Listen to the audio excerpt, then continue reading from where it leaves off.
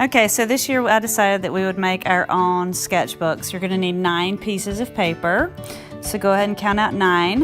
And then once you get your 9, you're going to take that stack and you're going to fold them together like a card. And when you fold them together like a card, you want to make sure, since it's lots of papers, that you press really hard on the crease. I'm using a pair of scissors to press that crease down. You can use a marker, a marker laid down, or a pencil. So once you do that, then you need to get the cover. And we'll use black paper for the cover. Fold the cover separately first, fold it in half and really crease its edge. And then you can open it up and insert the paper. And then make sure that you line up the inside, the white paper, make sure that there's a nice even border around the edge, okay? When you do that, you want to open up and find the center, again, of those 9 papers. And that's really important because this is how you're going to pull it all together. So when you open it back up, you're going to mark 2 dots near the bottom, 2 dots in the middle, and 2 dots at the top. And in each pair of dots, you will be threading a piece of thread and tying it on the outside to bind the book edges, okay? You're going to need a mallet and a nail. This is going to be a lot of fun.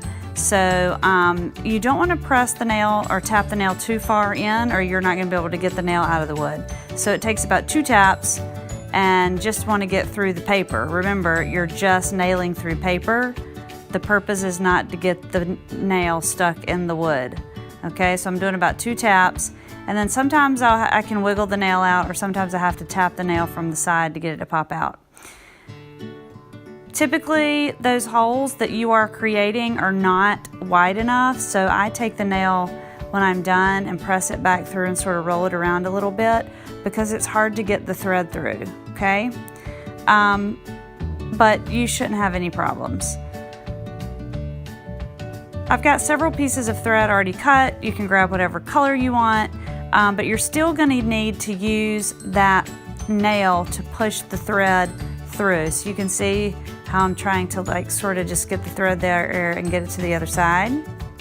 And you want to push it through both holes, and then as you get it through both holes, flip it back over, and on the cover side, the black side, you're going to line up those 2 threads and tie them down to the black paper, and that will create a binded edge. So you can see I'm struggling there, but I've almost got it.